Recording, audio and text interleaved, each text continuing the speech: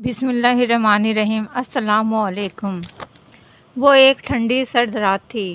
لوگ عشاء کی نماز پڑھ کر اپنے اپنے گھر لحاف میں جا کر دبک کر چائے کافی کے مزے لے رہے تھے، مگر غریب کی کیا سردی کیا گرمی، وہ تو بس روزی کمانے کی فکر میں کسی بات کی پرواہ نہیں کرتا۔ وہ صرف اپنے کاروبار اور گھر والوں کا پیٹ پالنے کی فکر میں مبتلا رہتا ہے۔ انہی میں ایک بندہ نواز تھا جو کہ ملتان کا رہنے والا تھا، جو کراچی روزی کمانے آیا تھا۔ گرمیوں میں وہ مٹکے والی کلفی بیچتا اور سردیوں میں چائے، ساتھ ہی مرغی کی یخنی تھی۔ تین ہٹی پر اس کی چھوٹی سی دکان تھی۔ اس چھوٹی سی روزی میں اللہ نے اسے بہت برکت عطا کی تھی۔ زیادہ رش کی وجہ سے اس نے 2 لڑکے بھی اپنے ساتھ رکھے ہوئے تھے۔ آج غضب کی سردی تھی۔ سردی کے ساتھ کوئٹہ کی ہوا بھی چل رہی تھی، جس کی وجہ سے سردی میں اور اضافہ ہو رہا تھا۔ اکا دکا لوگ آتے اور سوپ کی جگہ آج چائے کا زور زیادہ چلا۔ رات کا 1 بجنے والا تھا شاید۔ آج لڑکوں کو بھی سردی بہت لگ رہی تھی۔ استاد، دکان بند کر کے گھر چلنا چاہیے، بہت ٹھنڈ لگ رہی ہے۔ ٹھیک ہے، ایک چائے کا گرم کپ پی لو، تمہارا پیدل کا رستہ ہے۔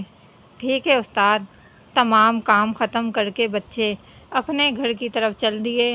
نواز بھی کچھ چیزوں کو سمیٹ کر چائے کے لیے مڑا ہی تھا کہ اسے چوڑیوں کی کھنک سنائی دی۔ اس نے پلٹ کر دیکھا تو وہ ایک بہت ہی خوبصورت لڑکی تھی، جس نے اورنج کلر کا سوٹ پہن رکھا تھا۔ اس کے لباس اور جسم سے عجیب سی مہک اٹھ رہی تھی، جو نواز محسوس کیے بغیر نہ رہ سکا۔ محترمہ، آپ اتنی رات میں کیا کرنے آئی ہیں؟ ارے یہ کیسا سوال پوچھ رہے ہو؟ سردی ہے، تمہارے ہوٹل سے چائے پینے آئی ہوں۔ بی بی میں تو اپنا کیبن بند کر چکا ہوں، تمام سامان بھی۔ آپ گھر جائیں اور اپنے کچن میں اچھی سی چائے بنائیں، خود بھی پئیں اور گھر والوں کو بھی، اگر وہ جاگ رہے ہوں تو۔ جناب، باتیں اچھی کرتے ہیں آپ، میں بہت ضدی ہوں، چائے تو آپ کے ہاتھ ہی کی پیوں گی، جائیں اپنے گھر۔ یہ سن کر وہ لڑکی زور زور سے ہنسنے لگی۔ اس کی ہنسی میں ایک عجیب سی جلت رنگ تھی، جسے وہ محسوس کیے بغیر نہیں رہ سکا۔ فضا میں ہنسی گونج رہی تھی۔ نواز نے اس کے چہرے کی طرف غور سے دیکھا۔ بڑی بڑی براؤن آنکھیں، گلابی گلاب کی طرح چہرہ جو میک اپ سے بے نیاز تھا۔ وہ اس کے حسن میں کھو سا گیا۔ اس نے جلدی سے چولہا جلایا، فریج سے دودھ نکال کر دودھ پتی کی چائے اسے بنا کر پیش کی۔ یہ لیں، جلدی سے پی کر آپ اپنے گھر کی راہ پکڑیں۔ ارے آپ کو بڑی جلدی ہے محترمہ، میرا نام محترمہ نہیں ریجا ہے۔ ٹھیک ہے ریجا صاحبہ، اگر پولیس کی موبائل یہاں تک پہنچ گئی تو آپ کے ساتھ میری بھی شامت آ جائے گی۔ میں شریف آدمی ہوں، آپ جلدی سے چائے ختم کیجئے۔ ارے آپ کتنے ڈرپوک ہیں۔ کچھ بھی نہیں ہوگا، جب تک میں آپ کے ساتھ ہوں پرندہ بھی پر نہیں مارے گا، انسان کو تو چھوڑیے۔ نواز کے جسم میں سنسناہٹ سی دوڑ رہی تھی۔ آخر یہ کیا بلا ہے؟ بلا کا نام ذہن میں آتے ہی نواز کی ہوا گم ہو گئی۔ یہ کوئی چڑیل یا آسیبی سایہ ہے، کیونکہ اس کے کیبن کے ساتھ ہی بڑے بڑے برگد کے درخت تھے۔ لوگوں کا کہنا تھا یہاں پر سایہ ہے۔ ارے تم جو سوچ رہے ہو بالکل ویسا ہی ہے۔ میں ایک چڑیل ہوں، مگر تم سے پیار کر بیٹھی ہوں۔ میں سامنے والے درخت پر بیٹھی تم کو دیکھتی رہتی تھی، مگر موقع نہیں ملا تم سے اکیلے میں بات کرنے کا۔ آج موقع مل گیا جس کی میں تلاش میں تھی۔ میں ریجا کی روح ہوں، میں سب بتاتی ہوں۔ یہ کہہ کر اس نے کپ ایک طرف رکھا اور دور خلاؤں میں دیکھتے ہوئے بولنے لگی۔ میرا نام ریجا ہے، میں نے خودکشی کی تھی، ذات کی بھنگن یعنی جمعدار قوم سے تعلق رکھتی ہوں۔ میں تمہیں دوسری ملاقات میں سب کچھ بتاؤں گی۔ میری وجہ سے تم پریشان مت ہونا، میں تمہیں کوئی نقصان نہیں پہنچاؤں گی، بس تمہیں میرا ایک کام کرنا ہوگا۔ جاؤ اب تم گھر جاؤ، تمہاری بیوی اور ماں فکر مند ہیں۔ یہ کہہ کر وہ غائب ہو گئی۔ نواز تھر تھر کانپ رہا تھا۔ اس نے اپنی بائیک اسٹارٹ کی اور گھر کا رخ کیا۔ راستے میں بھی اسے ریجا کا خیال آ رہا تھا۔ جیسے ہی وہ گھر پہنچا اس نے اپنی بیوی سے کہا کہ مجھے 2 لحاف اڑا دو۔ مجھے بہت سردی لگ رہی ہے۔ رات بیت رہی تھی مگر نماز کی آنکھوں سے نیند اوجھل تھی۔ صبح فجر کی نماز پڑھ کر وہ پھر لحاف میں دبک گیا۔ پتہ نہیں کس وقت نیند کا غلبہ طاری ہو گیا۔ ظہر کی نماز کے لیے اس کی بیوی نے اٹھایا۔ وہ بڑی مشکل سے اٹھا۔ اس کا پورا جسم درد کر رہا تھا۔ اس نے تھوڑا بہت ناشتہ کیا، درد کی دوائی کھائی اور مسجد نماز پڑھنے چلا گیا۔ جب سب نمازی جا چکے تو اس نے مولانا صاحب جو کہ عامل بھی تھے انہیں متوجہ کر کے رات والی ساری داستان سنائی۔ وہ حیرانی سے سب کو سن رہے تھے۔ انہوں نے نماز سے کہا، تم کل میرے ساتھ میرے استاد کے پاس چلو، وہ ضرور تمہیں اسے نجات کا تعویذ بنا کر دیں گے۔ نماز کو کچھ آس نظر آئی۔ وہ شام کو کیبن پر چلا گیا۔ اس نے اپنے ارد گرد آیت الکرسی اور چاروں کل کا حصار کھینچا اور اپنے کام میں لگ گیا۔ وہ کوشش میں تھا کہ 12 بجے دکان بند کر کے چلا جائے۔ وقت کا پتہ بھی نہ چلا۔ آج بھی سردی عروج پر تھی مگر آج کل کے مقابلے میں رش زیادہ تھا۔ رش کم ہونے کا نام نہیں لے رہا تھا۔ اس طرح پھر وہی ٹائم ہو گیا۔ لڑکے چلے گئے۔ نواز ڈر رہا تھا۔ وہ جلدی جلدی سب سمیٹ کر گھر کا رخ کر رہا تھا۔ وہ دکان سے نکل کر چرنگی کی طرف آ گیا۔ اس نے دیکھا ایک بوڑھی عورت ہاتھ میں چھڑی لیے سڑک کے بیچ میں کھڑی کانپ رہی ہے۔ ہاتھ کے اشارے سے گاڑی روک دی تھی۔ نواز نے اپنی بائیک روکی اور قریب جا کر پوچھا، اماں آپ اتنی رات میں کیا کر رہی ہو؟ بیٹا میں راستہ بھول چکی ہوں۔ کہاں جانا ہے؟ مجھے لالو کھیت جانا ہے۔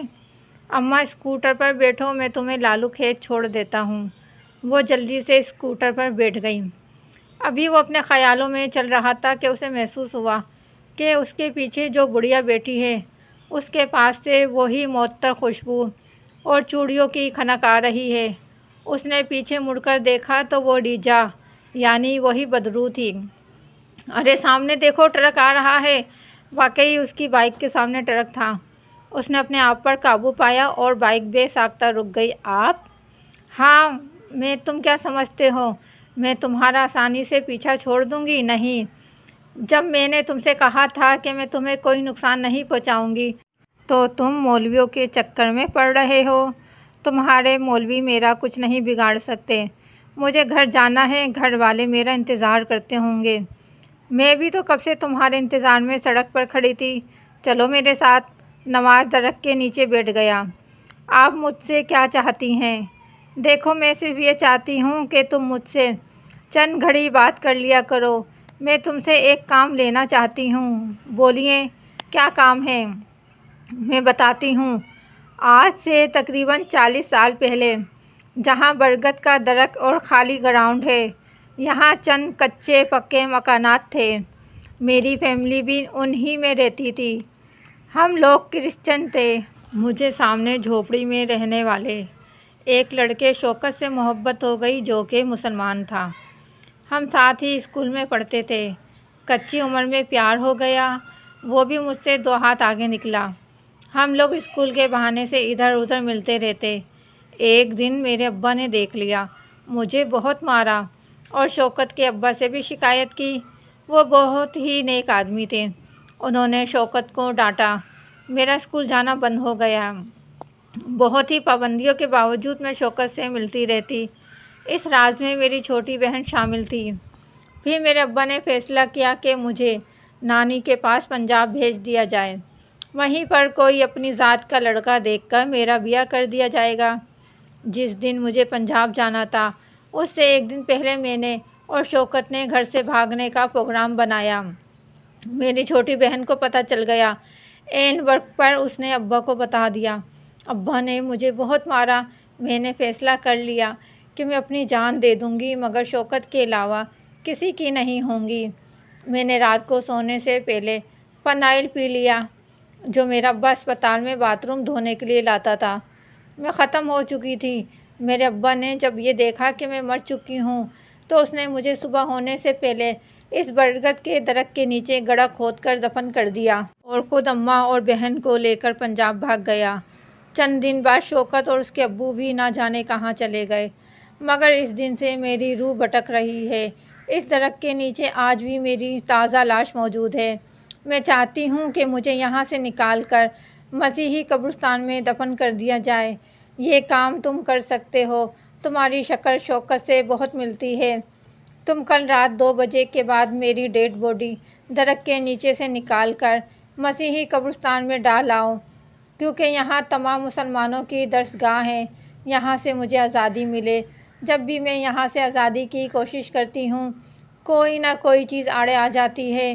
تم صرف میری ڈیڈ باڈی مسیحی قبرستان کے پیچھے والی جھاڑیوں میں پھینک کر آ جانا، باقی سب میرا کام ہے۔ اب تم جا سکتے ہو۔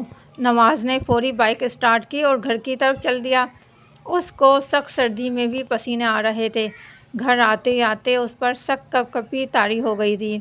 بیوی نے 2 کمبل 2 لحاف اڑا دیے، دودھ میں ہلدی ڈال کر پلایا، مگر نواز کو سخت بخار اور سردی کی کیفیت طاری تھی۔ صبح اس نے مسجد سے مولانا صاحب کو بلایا اور تمام حقیقت بیان کی۔ مولانا صاحب پریشان ہو گئے۔ انہوں نے اسے فوری استاد کے پاس چلنے کو کہا۔ بڑی مشکل سے وہ بستر سے اٹھا اور وہاں تک پہنچا۔ وہ اپنے آستانے میں ہی تھے۔ انہوں نے نواز سے شروع سے آخر تک داستان سنی۔ یہ حقیقت سن کر وہ خود حیران تھے۔ مولانا صاحب، آپ بتائیں، کیا میں یہ کام کر سکتا ہوں؟ میں کیسے اس کی لاش کو نکال کر وہاں تک لے کر جاؤں اور وہاں جھاڑیوں میں پھینکوں؟ تمہیں ہمت کر کے یہ کام کرنا ہوگا، ورنہ وہ کبھی بھی پیچھا نہیں چھوڑے گی۔ میں تمہیں پانی دم کر کے دیتا ہوں اور نقش بنا کر دیتا ہوں۔ تم اسے فوری گلے میں ڈال لو۔ جب تم یہ کام کرو تو یہ پانی کی بوتل ساتھ رکھنا۔ اس پانی کو تم اس جگہ کے ارد گرد چھڑکنا اور وقفے وقفے سے پانی کو پینا۔ اس کے اثر سے وہ تم پر نہ تو حملہ کر سکے گی اور نہ ہی اس وقت تک بیدار ہوگی جب تک تم اسے جھاڑیوں میں نہیں پھینک دیتے۔ میں دور کھڑا ہو کر تمہاری مدد کروں گا۔ میں پڑھائی کرتا رہوں گا۔ تم اس کام کے لیے کسی سے گاڑی لے لو۔ ہاں، میرے ماموں کے بیٹے کے پاس ٹیکسی ہے، میں اس سے لے لوں گا۔ بہرحال نواز دوسرے دن تمام کاموں سے فارغ ہو کر اس درخت کی طرف چل دیا۔ مولانا صاحب آ گئے تھے۔ اس نے تمام چیزوں کا پہلے سے ہی انتظام کر لیا تھا۔ اسے اس جگہ کو کھودنے میں زیادہ ٹائم نہیں لگا۔ تھوڑی دیر بعد اس جگہ سے معطری خوشبو آنا شروع ہو گئی۔ نواز نے پانی پیا اور چاروں طرف چھڑکا اور کام تیزی سے کرنا شروع کر دیا۔ تھوڑی دیر بعد اسے ایک لڑکی کی لاش مل گئی۔ وہ لڑکی بالکل ریجا کی طرح خوبصورت تھی۔ ایسا لگ رہا تھا جیسے وہ سو رہی ہے۔ ایک عرصے بعد بھی اس کی لاش بالکل تازہ تھی۔ اس نے وہی اورنج لباس پہن رکھا تھا۔ اس کے گلے میں مسیحی لاکٹ پڑا ہوا تھا۔ اس نے جلدی سے لاش کو چادر میں باندھا، ٹیکسی کی ڈگی میں رکھا۔ مولانا صاحب بھی جلد ہی گاڑی میں آ کر بیٹھ گئے۔ وہ اپنی پڑھائی جاری رکھے ہوئے تھے۔ اچانک لاش میں سے ایک گندی بدبو آنے لگی۔ گاڑی میں سانس لینا مشکل ہو گیا۔ مولانا صاحب بولے، نواز جلدی کرو، اگر یہ بیدار ہو گئی تو تمہارے ساتھ میں بھی مارا جاؤں گا۔ بڑی مشکل سے وہ لوگ قبرستان تک پہنچے۔ نواز نے ریجا کی باڈی کو جلدی سے جھاڑیوں میں پھینکا۔ اسے پیچھے مڑ کر دیکھنے کو مولانا صاحب نے سختی سے منع کیا تھا۔ چاروں طرف سے کتوں کے بھونکنے کی آوازیں آنے لگیں۔ فضا میں عجیب سی سرسراہٹ طاری تھی۔ ایسا لگ رہا تھا جیسے کوئی بچی سبک سبک کر رو رہی ہے۔ مولانا صاحب آنکھیں بند کر کے قرآنی آیتوں کا ورد کرتے رہے۔ نواز نے گاڑی جلد ہی گھر کے جانے والے راستے پر موڑ دی۔ گھر پہنچ کر انہوں نے شکر ادا کیا۔ مولانا صاحب نے کہا کہ تم بالکل پریشان مت ہونا، وہ اپنی جگہ پر پہنچ گئی ہے۔ یہ داستان نواز نے اپنے مرنے سے پہلے اپنے دوست کو سنائی تھی، جس کی بدولت آج میں لکھ رہی ہوں۔ اللہ جانتا ہے کیا جھوٹ ہے کیا سچ۔